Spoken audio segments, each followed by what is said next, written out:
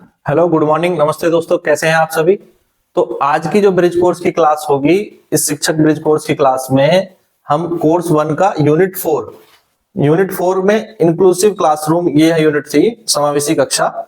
और इसमें भी हम डिस्कस करेंगे आज विशेष आवश्यकता वाले बच्चों द्वारा सीखना, ये चैप्टर 8 है, जिसमें प्रारंभिक हस्तक्षेप और व्यक्तिगत शिक्षक योजना, अभी अभिदित जो अधिगम है यानी डिफरेंशिएटेड लर्निंग जो शब्द को याद रखिएगा। विभेदित अधिगम थोड़ा सा मुश्किल शब्द हो जाएगा, तो विभेदित अधिगम पर बात करेंगे। और समावेशी कक्षा में शिक्षक की क्या भूमिका होगी इन तीनों योजनाओं को लागू करने में, इस पर बात करेंगे। तो आज की क्लास में जो टॉपिक्स है वो बहुत महत्वपूर्ण है और इसको समझना बहुत जरूरी है, खासतौर पर समावेशी कक्षा के लिए। अब सबसे पहले ये पता होना चाहिए समावेशी कक्षा क्या है। समावेशी कक्षा का अर्थ होता है जहां पर सभी बच्चे, चाहे उनकी क्षमता कुछ भी हो, रुचियां कुछ भी हो, उनकी आवश्यकताएं कुछ भी हो, उन्हें समान और गुणवत्तापूर्ण शिक्षा मिल सके। तो क्योंकि जो चैप्टर 8 है वो समावेशी शिक्षा को सुनिश्चित करने पर बात करता है। समावेशी कक्षा क्या है? जिसमें सभी बच्चों को एक समान ढंग से गुणवत्तापूर्ण शिक्षा मिल सके। अब उसमें बच्चे हो सकते हैं, उनकी क्षमताएं अलग हो, उनकी रुचियां अलग हो, उनकी आवश्यकताएं अलग हो। अब जो अलग अलग क्षमता के बच्चे हैं, अलग अलग रुचि वाले बच्चे हैं, तो उन्हें एक समान गुणवत्तापूर्ण शिक्षा कैसे मिले? तो इसके लिए जो प्लानिंग होगी वो अलग होनी चाहिए, प्लानिंग अलग होनी चाहिए। अब प्लानिंग अलग होने के लिए क्या होगा कि हर बच्चे के लिए अलग प्लानिंग करें, और प्लस जो बच्चे कुछ वीक हैं तो उनके लिए सबसे जरूरी है अर्ली इंटरवेंशन। शुरुआत में ही उनकी पहचान करके उनकी जो वीकनेस है उसको दूर किया जाए, जिस वजह से भी उनमें वीकनेस है। दूसरा, प्रत्येक बच्चे के लिए अलग से हमें एक शिक्षा की योजना बनानी होगी, एजुकेशन का प्लान तैयार करना होगा, जिसे हम कहते हैं इंडिविजुअल एजुकेशन प्लान। इस पर भी डिटेल में बात करेंगे। अर्ली इंटरवेंशन कैसे किया जाता है, कैसे उसको पहचान सकते हैं और किस प्रकार से जो है ये मदद करता है, इसकी भी बात करेंगे। साथ ही विभेदित अधिगम, यानी अलग अलग जो है वो सीखते हैं बच्चे, सबकी सीखने की क्षमताएं अलग अलग होती है, तो उनको अलग अलग कैसे सिखाया जाए, यानी सबके लिए अलग से कुछ प्लानिंग कैसे की जाए, तो इसको हम कहते हैं डिफरेंशिएटेड लर्निंग। तो विभेदित अधिगम पर भी बात करेंगे। सबसे पहले ये देखो कि यूनेस्को क्या कहता है। यूनेस्को कहता है inclusive education is a process of addressing and responding to the diversity of needs of all learner मतलब जो भी शिक्षार्थी हैं उनकी अलग अलग नीड है, सबकी आवश्यकताएं अलग है, सबकी क्षमता अलग है, रुचि अलग है, उसको एड्रेस करना और उसके अकॉर्डिंग रिस्पॉन्ड करना। एक इंक्लूसिव कक्षा में एक प्रोसेस ये होगा कि जो इंक्लूसिव क्लासरूम है वो इन सबकी आवश्यकताओं की पूर्ति करता है। उन आवश्यकताओं की पूर्ति कैसे होगी? जब उसके लिए शुरू से कुछ योजनाएं बनाई जाएंगी और प्रारंभिक स्तर पर पहचाना जाएगा कि बच्चों में क्या आवश्यकता है, क्या आवश्यकता नहीं है, और उसके अनुसार योजना बनाई जाएगी। तो इसमें सबसे पहला जो स्टेप है जिस पर आज हम विस्तार से बात करेंगे, प्रारंभिक हस्तक्षेप, इसे कहते हैं अर्ली इंटरवेंशन। अर्ली इंटरवेंशन का मतलब है बच्चों में जो विकासात्मक, संज्ञानात्मक और शारीरिक और व्यवहारिक कठिनाई है इनकी पहचान करना। यानी बच्चों में जो प्रॉब्लम्स आ रही हैं, वीकनेसेस हैं या कुछ कमजोरियां हैं, कठिनाई है, चाहे वो समझने में हो, चाहे शारीरिक हो, मानसिक हो, कोई भी परेशानी हो, उसको प्रारंभिक अवस्था पर पहचान करके उसके अकॉर्डिंग हेल्प करना, यानी उसके अकॉर्डिंग सहायता करना, जिससे कि बच्चा जिन कठिनाइयों से जूझ रहा है उन कठिनाइयों से बेहतर तरीके से उबर सके। और जितनी जल्दी इन चीजों को पहचाना जाएगा उतने ही बेहतर हमें रिजल्ट मिलेंगे, उतने ही बेहतर परिणाम होंगे। तो प्रारंभिक हस्तक्षेप का मतलब यही है कि बच्चे की जो भी विकासात्मक, संज्ञानात्मक, शारीरिक, मानसिक, व्यवहारिक कठिनाई है उन्हें अर्ली स्टेज पर पहचान लिया जाए। अर्ली स्टेज का मतलब है जन्म से 6 वर्ष तक, जन्म से 6 वर्ष तक की अवस्था। यानी जब बच्चा कक्षा 1 में आता है और उससे पहले ही उसकी कठिनाइयों की पहचान कर ली जाए तो उसके सीखने के प्रोसेस को स्मूथ बनाया जा सकता है, आसान बनाया जा सकता है। जो कठिनाइयां उसको आगे बढ़ने से रोक रही हैं उन कठिनाइयों को कम किया जा सकता है अगर अर्ली स्टेज पर इन कठिनाइयों को पहचान लिया जाए। तो इसमें क्या है, सीखने की जो कठिनाइयां हैं जो बच्चे को बढ़ने से रोकती हैं उनको पहचानना है। दूसरा, जो मानसिक विकास की जो संवेदनशील अवस्था है उसका हम लाभ ले सकते हैं, क्योंकि इस समय बच्चा जो है सीखने के लिए सबसे ज्यादा तत्पर होता है। जब बच्चा जन्म से 6 वर्ष तक की अवस्था में बच्चा सीखने के लिए सबसे ज्यादा तत्पर भी होता है, जिज्ञासु भी होता है। तो इस समय जो भी कोई परेशानियां आ रही हैं अगर उनको पहचान करके उन्हें दूर कर लिया जाए तो बच्चे का मानसिक विकास बेहतर ढंग से किया जा सकता है। आत्मविश्वास और सामाजिक समायोजन में भी सहायता मिलती है। जब बच्चों की कठिनाइयों को पहचान करके उन्हें दूर कर दिया जाएगा तो ऑब्वियस सी बात है बच्चे का कॉन्फिडेंस बढ़ेगा और वो और बच्चों के साथ और अपने वातावरण के साथ अच्छे से घुल मिल सकेगा। अब जो एनसीएफ है 2022 की अगर हम बात करें फाउंडेशनल स्टेज की, तो प्रारंभिक वर्षों में बच्चे को दिया गया समर्थन, सपोर्ट, या हम कहें कि प्रारंभिक हस्तक्षेप जीवन भर उसके सीखने की नींव रखता है, उसके अधिगम की नींव रखता है। तो शुरुआत में बच्चे की अगर परेशानियों को दूर कर दिया जाए और सीखने के ढंग को उसको सुधार दिया जाए और वो एक बार सीखने के प्रोसेस पर सही से आ जाता है, तो फिर वो जीवन भर सीखता भी रहता है और उसके सीखने की जो नींव है वो बेहतर बन जाती है। अब जैसे कुछ बच्चों में कठिनाई हो सकती है बोलने में। अब बोलने में किसी बच्चे को कठिनाई है, तो अगर उसको प्रारंभ के वर्षों में ही स्पीच थेरेपी आदि कराई जाए तो उसकी ये परेशानी दूर हो जाएगी, और जब दूर हो जाएगी तो उसके जो सीखने के जो आगे का जो समय है वो जाया नहीं होगा, उसे आगे परेशानी नहीं झेलनी पड़ेगी और वो सीखने में बेहतर ढंग से आगे परफॉर्म करेगा और आगे चीजों को बेहतर ढंग से सीख पाएगा। इसी तरह से अगर दृष्टिबाधित बच्चा है और किसी बच्चे को देखने में परेशानी है और ये पहचानने में अगर बहुत ज्यादा समय वेस्ट हो जाए और ये ना पहचान पाए कि बच्चे को थोड़ा कम दिखाई देता है और शिक्षक उसको पीछे बैठाता है या वो बच्चा खुद भी पीछे बैठता है, तो क्या होगा, तो बच्चा आगे ब्लैक बोर्ड पर जो समझाया जा रहा है वो देख ही नहीं पाएगा सही से, और देख नहीं पाएगा तो फिर वो कैसे जो है वो समझ पाएगा। अब कोई बच्चा दृष्टिबाधित है या उसे देखने में परेशानी है, इसको पहचानने के लिए और पहचान करके उसके जो भी सहायक उपकरण हो सकते हैं, ब्रेल लिपि की सहायता से, जो भी उपकरण हो सकते हैं, अगर वो पूरी तरह नहीं देख पाता तो ब्रेल की सहायता से, अगर उसे थोड़ी परेशानी है तो उसे आगे बैठा करके रखा जा सकता है कि आगे बैठाएं जहां से वो बच्चा स्पष्ट रूप से चीजों को देख पाए, समझ पाए। तो इस तरह से उपकरणों की सहायता से उसको ठीक किया जा सकता है और उसके सीखने में आने वाली जो कठिनाई है वो भी फिर दूर हो जाएंगी, क्योंकि कठिनाई शारीरिक अक्षमता की वजह से आ रही थी और शारीरिक अक्षमता का अगर हमने सुधार कर दिया, उसके लिए जो भी चीजें नीडेड थी वो कर दी, तो उसके बाद जो उसका मानसिक विकास है वो सही ढंग से हो सकेगा। कई बार बच्चों में कोई मानसिक समस्या हो सकती है, मानसिक अक्षमता हो सकती है, उसके लिए उनको अलग तरह से जो है समझाया जाता है, काउंसलिंग की जाती है, थेरेपी की जाती है, या ये पहचाना जाता है कि बच्चा ये सीखता कैसे है, फिर उसी के सीखने के पैटर्न के अकॉर्डिंग सिखाया जाता है। तो इसीलिए प्रारंभिक हस्तक्षेप जो है वो बहुत जरूरी होता है। इसमें जरूरी ये है कि पहचाना जाए कि समस्या है क्या। जब आप ये पहचान लेंगे कि समस्या है क्या, फिर उसका निदान भी कर सकते हैं। क्लियर है? अब अगली हम बात करें तो दूसरा जो इंपॉर्टेंट पॉइंट है वो है व्यक्तिगत शिक्षक योजना। तो व्यक्तिगत शिक्षक योजना का मतलब है कि एक ऐसी योजना या एक ऐसा डॉक्यूमेंट बनाया जाता है जो लिखित, योजनाबद्ध और व्यक्तिगत मतलब पर्सनलाइज्ड, जिसमें कोई बच्चा है जिसको जो परेशानी है उसका पूरा एक खाका तैयार किया जाता है, कि जो बच्चे विशेषावस्था वाले बच्चे होते हैं उनका पूरा एक खाका तैयार किया जाता है कि ये अभी तक क्या सीखे हैं, कैसे सीखते हैं, किस चीज में पिछड़े हुए हैं, तो उसको मूल्यांकन वगैरह करके सारी चीजें इकट्ठा की जाती है। फिर एक इंडिविजुअल उस बच्चे के लिए प्लान बनाया जाता है कि इसको कैसे आगे बढ़ाया जा सकता है, आगे हमें कितने समय में इसको क्या सिखाना है, उसको सिखाने की क्या रणनीतियां होंगी, और फिर उनका वो सीखा या नहीं सीखा उसका कैसे मूल्यांकन करेंगे। तो इस सब चीज का एक पूरा प्लान तैयार करना इंडिविजुअल किसी एक विशेष अवस्था वाले बच्चे के लिए। तो जब विशेष अवस्था वाले बच्चे के लिए उसके शैक्षिक लक्ष्य है, शिक्षण रणनीतियां और मूल्यांकन के तरीके निर्धारित किए जाते हैं, पूरा एक प्लान किसके लिए बनाया जाता है, एक इंडिविजुअल बच्चे के लिए, विशेष अवस्था वाले बच्चे के लिए, किसी एक बच्चे के लिए। तो जब उसके लिए जो प्लान बनाया जाता है उसे हम कहते हैं इंडिविजुअल एजुकेशन प्लान। इसका मुख्य उद्देश्य यही है, जो कोई छात्र है जिसकी कोई विशेष आवश्यकता है, उसकी विशिष्ट आवश्यकताओं की सही पहचान होकर के उसे सही सहायता मिले और सही संसाधन मिले और सही तरीके से उसे सिखाया जा सके जहां भी उसकी परेशानी है। तो इसमें सबसे पहले तो ये देखना होता है कि उसकी वर्तमान में क्या शैक्षिक स्थिति है, वर्तमान में बच्चे ने क्या सीखा है। उसके बाद तय किया जाता है कि कुछ समय में क्या सिखाया जाएगा और लंबे समय में क्या सिखाया जाएगा, यानी उसके अल्पकालीन और दीर्घकालीन लक्ष्य तय किए जाते हैं। इसके लिए किन किन चीजों की सहायता की आवश्यकता होगी ये फाइंड किया जाता है, और साथ ही साथ शिक्षक इसमें अभिभावक की भी सहायता ले सकते हैं, यानी इसमें शिक्षक और अभिभावक दोनों की भूमिका होती है।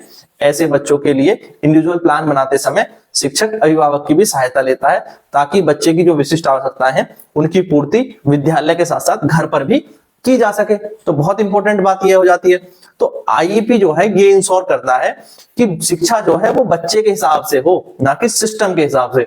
तो सिस्टम के हिसाब से अगर बच्चा पढ़ेगा तो वो बच्चा पिछड़ता चला जाएगा, क्योंकि उसकी जो है कुछ अलग आवश्यकताएं हैं, उसके सीखने के तरीके अलग हैं, उसकी शारीरिक आवश्यकताएं अलग हैं, उसकी मानसिक आवश्यकताएं अलग हैं। तो जब कुछ बच्चे सामान्य बच्चों से अलग होते हैं तो उनके हिसाब से शिक्षा होगी, तभी वो आगे बढ़ पाएंगे, अदरवाइज वो पिछड़ते चले जाएंगे। तो ये बात हो गई आईईपी की।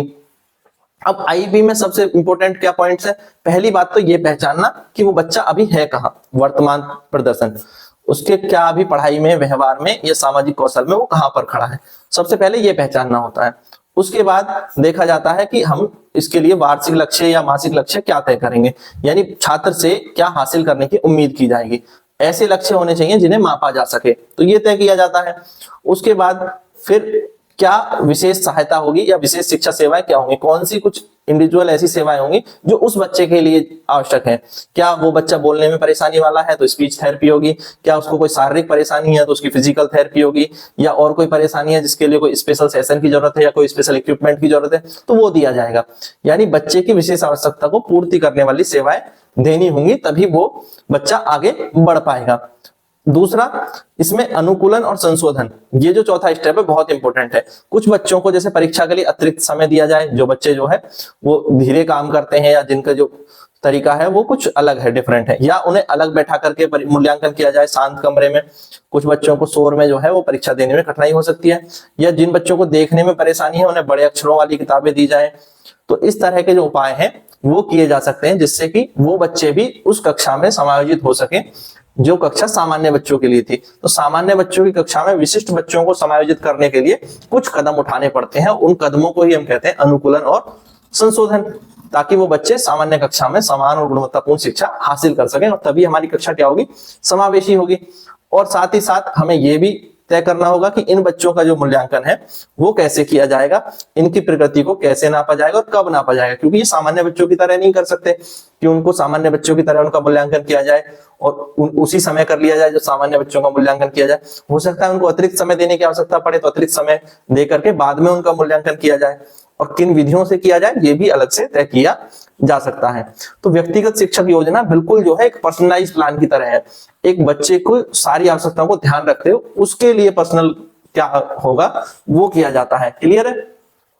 तो जैसे डिसलेक्सिया वाले बच्चे के लिए आप अधिक समय दे सकते हैं पेपर लिखने के लिए, और या हो सकता है उसका मौखिक मूल्यांकन कर लें, उससे सवाल पूछ करके मौखिक रूप से उत्तर ले लिया जाए, या ऐसी पाठ्य सामग्री का प्रयोग किया जाए जो सरल हो और आसानी से समझ में आए, क्योंकि इन बच्चों को जो है थोड़ा सा पढ़ने में परेशानी होती है। तो जिन बच्चों को पढ़ने में परेशानी होती है उनके लिए सरल पाठ सामग्री प्रयोग की जानी चाहिए।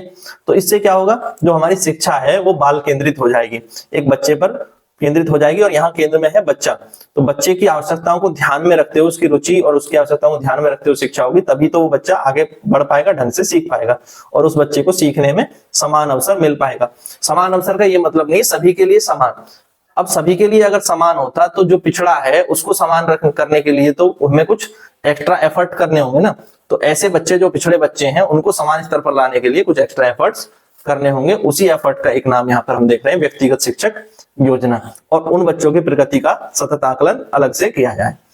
तो ये प्लान होता है उन बच्चों के लिए जो विशेष आवश्यकता वाले बच्चे हैं। दूसरा इसी में एक आता है जो विभेदित अधिगम है। विभेदित अधिगम ये भी एक इंडिविजुअल एजुकेशन प्लान की तरह ही है। ये एक ऐसी शिक्षण पद्धति है जिसमें शिक्षक बच्चों की गति, क्षमता और रुचि और अधिगम शैली के अनुसार अपने जो टीचिंग मेथड है उसको बदलता है, शिक्षण विधियों को बदलता है। यानी आप अपने सिखाने के तरीके को बदलते हैं उन बच्चों के अनुसार जिन बच्चों की जरूरतें अलग हैं। यानी एक ही विषय को आपको अलग अलग छात्रों की जरूरत के हिसाब से कई अलग अलग तरीके से पढ़ाना होगा। इसी को कहते हैं विभेदित अधिगम, यानी एक ही टॉपिक को कई अलग अलग तरीके से पढ़ाना, ताकि हर एक अलग अलग आवश्यकता वाले बच्चे समझ सकें। किसी को हो सकता है सिर्फ व्याख्या विधि से समझ में आ जाए, किसी को प्रयोग करने से समझ में आए। तो इस तरह से किसी को जो है चित्र देख करके चीजें समझ में आती हैं, किसी को वीडियो ऑडियो देख करके समझ में आती हैं। तो उन सबकी आवश्यकताओं को ध्यान में रखते हो किसी विषय को जब हम समझा रहे हैं, किसी टॉपिक पर जब बात कर रहे हैं, तो उसमें सारी चीजों को सम्मिलित किया जाए। अभी जैसे आप चीजों को देख भी रहे हैं, समझ भी रहे हैं, और इसके साथ साथ मैं आपको समझा भी रहा हूं, तो चीजों को आप खुद देख करके नोट्स को पढ़ करके भी समझ सकते हैं, और जो मैं बता रहा हूं उससे भी समझ सकते हैं।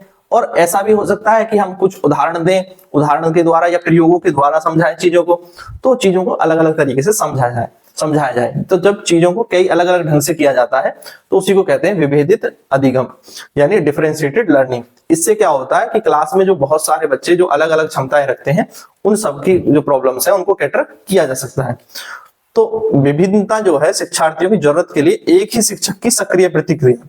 अब टीचर तो एक ही है, क्लास में बच्चे 30 है, सबके सीखने का तरीका एक नहीं है। अब 5 बच्चे हो सकता है आपके बोलने से समझ गए बात को, और 5 बच्चों को हो सकता है प्रयोग के द्वारा समझ में आए। 5 बच्चों को जब समझ में आए जब उनको प्रैक्टिकली चीजें दिखा दी जाए। गांव में अगर कोई टॉपिक आप पढ़ाने, मान लो आपको पढ़ाना है, एक एग्जांपल ले लेते हैं, आइए तो समझ जाएंगे। जैसे आपको बताना है जल चक्र के बारे में, आपने बताया जल चक्र क्या है। जल चक्र क्या है कि जब जो धूप निकलती है तो जल की वाष्प बनती है, वाष्प ऊपर जाकर के ठंडी होती है, ठंडी होती है बादल बनते हैं, बादल बनते हैं वर्षा होती है। तो ये क्या है, एक चक्र चलता रहता है। एक बच्चा जो तेज है, अच्छे से समझता है, बातों से समझ गया। अब एक को हो सकता है एक चार्ट द्वारा समझाया या चार्ट बना करके समझाया। एक को हो सकता है कुछ बच्चों को आपको प्रयोग करके दिखाना पड़े, पहले आप पानी को गर्म करके दिखाइए, देखिए भाप बन रही है, फिर बच्चे ने भाप बनती देखी, आपने उसको ऊपर कहीं ढक दिया और फिर देखा कि देखो जैसे भाप ऊपर उठती है और जब ठंडी होने लगती है तो कंडेंस हो जाती है। तो वो प्लेट पर जमी हुई बूंदों को दिखा करके उसको कंडेंसेशन का प्रोसेस आपने समझाया। तो इसी तरह से भाप जो है, जो पानी है वो ऊपर उठ करके ऊपर बादल बनता है, ये समझाया। तो जब प्रैक्टिकली चीजों को समझाया गया तो कुछ बच्चों को समझ में आया, तो कुछ बच्चों को पहले ही समझ में आ गया, कुछ बच्चों को चित्र देख करके समझ में आया। तो अलग अलग आवश्यकताओं वाली बच्चों के लिए शिक्षक को ज्यादा अलर्ट रहना पड़ता है, शिक्षक को कई अलग अलग तरीके से समझाना पड़ता है। यानी यही क्या है, एक शिक्षक का एक्टिव प्रोएक्टिव रिस्पॉन्स है। तो शिक्षक जब प्रोएक्टिव तरीके से कार्य करता है तो अपनी कक्षा के विभिन्न आवश्यकता वाले बच्चों की जरूरतों को पूर्ति कर सकता है। यही टॉमलिंसन ने कहा था। टॉमलिंसन का कथन आप याद रखेंगे, ठीक है। तो क्लियर है विभेदित अधिगम क्या है। अब विभेदित अधिगम में 4 चीजें बहुत इंपॉर्टेंट हैं।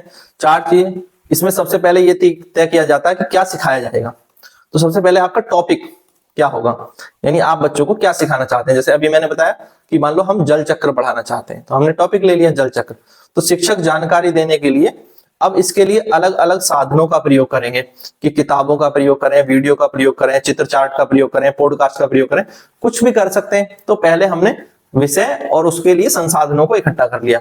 अब आता है प्रक्रिया। दूसरा जो पॉइंट है कि कैसे सिखाया जाएगा, छात्र जानकारी को कैसे समझेंगे।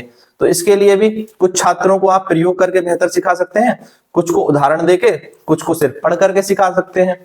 तो प्रक्रिया तय की जाएगी। तो यानी एक ही कक्षा को एक शिक्षक पढ़ा रहा है, पर उस कक्षा में वो 2-3 तरीके 4 तरीके आजमा रहा है पढ़ाने के, ताकि कक्षा के सभी बच्चे समझ सकें। इसके बाद आता है आपका प्रोडक्ट, तीसरा स्टेप। ये वह तरीका है जिसमें छात्र ये दिखाते हैं कि उन्होंने क्या सीखा, यानी एक तरह से आप मूल्यांकन करेंगे। अब इसमें मूल्यांकन करते समय किसी छात्र का मूल्यांकन निबंध लिखवा करके किया जा सकता है, किसी से मौखिक प्रश्न पूछे जा सकते हैं, तो कोई छात्र मॉडल बना करके चीजों को समझा सकता है। अगर अलग अलग तरीकों से वही रिजल्ट हमें मिल रहे हैं, यानी जो बात हम समझाना चाह रहे थे बच्चे ने वो बात समझ ली है, तो इसका मतलब हमारा जो डिफरेंशिएटेड लर्निंग का जो प्लान था वो कंप्लीट हो जाता है, समझ में चीजें आ गई हैं। इसके लिए सबसे इंपॉर्टेंट होता है जो वातावरण, कक्षा का वातावरण बनाना। तो अगर कक्षा का माहौल अच्छा होगा, उसमें बैठने की व्यवस्था जो है वो ठीक ढंग से होगी और उसमें शांत कोने भी उपलब्ध होंगे, तो पूरे जो कक्षा का वातावरण है जिसमें प्रयोग भी किए जा सके और बच्चों को समझाया भी जा सके और आवश्यकता अनुसार बच्चों को जहां बैठाना है वहां बैठाया जा सके। जैसे गोले में बैठाना, यू शेप में बैठाना, कुछ बच्चों को जो है आसपास में 2-2 के जोड़े में बैठाना, इस तरह से अलग अलग तरीके से बैठने की व्यवस्थाएं बनाई जा सके, जो भी कक्षा या उस टॉपिक के अनुसार हो। तो विभेदित अधिगम के लिए सबसे पहले जरूरत थी कि विषय तय करें, उस विषय को सिखाने के अलग अलग संसाधन क्या होंगे ये तय करें, उसको सिखाने की अलग अलग प्रक्रियाएं क्या होंगी और उसके बाद उसका अलग अलग ढंग से मूल्यांकन किया जाए। और इसके लिए सबसे पहले इंपॉर्टेंट है कि सीखने का वातावरण किस तरह का क्लास में है और किस तरह से प्लानिंग की गई है बच्चों को सिखाने की, ताकि सभी बच्चे सीख सकें। तो ये बहुत जरूरी है। तो अब ये करते किस आधार पे हैं, सबसे पहले ये समझना होता है छात्र उस विषय के बारे में पहले से कितना जानते हैं, इस आधार पर ही तो किया जाएगा। अगर आपको कोई प्लान बनाना है तो सबसे पहले हमें यह पता होना चाहिए जो टॉपिक पढ़ाना है उस पर बच्चे पहले से क्या जानते हैं। इसके लिए आप बच्चों के पूर्व ज्ञान की जांच भी कर सकते हैं कुछ प्रश्न पूछ करके। फिर बच्चों की रुचि क्या है, उन रुचियों के अनुसार आप गतिविधियां तय करेंगे, कौन सी एक्टिविटी करानी है, प्रयोग कराना है, क्या कराना है। तो एक्टिविटी तय करने के लिए जरूरी है कि आपको बच्चों की रुचियों का भी ज्ञान हो और ये पता हो कि बच्चे किस एक्टिविटी में सबसे ज्यादा एंजॉय करते हैं, इंटरेस्ट लेते हैं। दूसरा, सीखने की शैली, कि बच्चे क्या देख करके सीखते हैं, क्या विजुअल देख करके सीखते हैं कि सुन करके सीखते हैं या कुछ करके सीखते हैं प्रयोग करके। तो किससे उनका सीखना बेहतर होता है, इस आधार पर हम तय करेंगे कि किस विधि द्वारा सिखाया जाएगा। तो वही बात है जो सीखने के मुख्य स्तंभ हैं विभेदित अधिगम के, वही यहां पर भी लागू होते हैं। तो लाभ क्या होगा, हमारी कक्षा कैसी हो जाएगी, समावेशी हो जाएगी। उस कक्षा में सभी बच्चे जो है सीख सकेंगे, सभी बच्चों को सीखना सुलभ हो जाएगा। तेजी से सीखने वाला बच्चा धीरे से सीखने वाले बच्चे के साथ साथ सीख सकेगा, क्योंकि वो बच्चा भी सीख पाएगा जो सिर्फ मौखिक रूप से बताने पर सीख गया था, और वो बच्चा भी सीख पाएगा जो प्रयोग के द्वारा सीखा। तो सब बच्चे एक साथ एक स्तर पर आ पाएंगे और बच्चे अपनी कक्षा में जुड़ाव भी महसूस करेंगे और पढ़ाई में अधिक रुचि लेंगे। तो ये एक लाभ होगा। दूसरा, इससे छात्रों का आत्मविश्वास भी बढ़ता है। जब बच्चे सीख जाते हैं तो उनका आत्मविश्वास बढ़ता है। अगर मान लो कुछ टॉपिक कुछ बच्चों को समझ में आया तो उनका तो आत्मविश्वास बढ़ जाएगा, और जो बच्चे नहीं समझ पाए उनका आत्मविश्वास कम हो जाएगा। पर जब विभिन्न तरीकों से सिखाया जाता है तो लगभग सभी बच्चे सीख लेते हैं और इससे उन बच्चों का आत्मविश्वास बढ़ता है। इसका मतलब ये नहीं है कि हर छात्र के लिए अलग अलग लेसन प्लान बनाना है। लेसन प्लान एक ही बनेगा, उसमें हमारे लचीले विकल्प होंगे। यानी उसमें हम जब समझा रहे हैं किसी चीज को तो एक ही लेसन प्लान में अलग अलग 2-3 तरीकों को शामिल करेंगे। और यानी अलग अलग लेसन प्लान नहीं बनेगा हर बच्चे के लिए, वो तो इंडिविजुअल एजुकेशन प्लान में बनता है हर बच्चे के लिए।